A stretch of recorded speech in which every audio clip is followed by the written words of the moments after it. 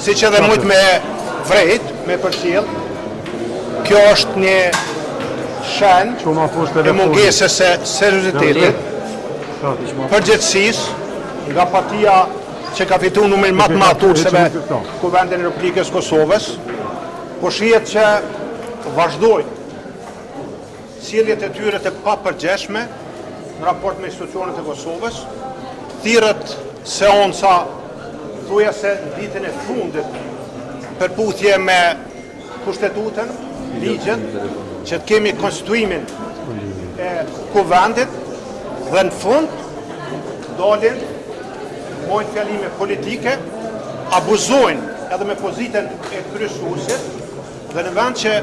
propozojnë emër, e shtyjnë propozimin e emrit për kryetare apo kryetar të kuvendit dhe nuk konstituohet kuvendi i Kosovës. Kosova vazhdon me mungesë dhe me vakum institucional. Kjo e damton vendin, e damton perspektiven e vendit dhe i damton qytetarët e Republikës Kosovës. Besoj që këto sjellje të papërgjeshme,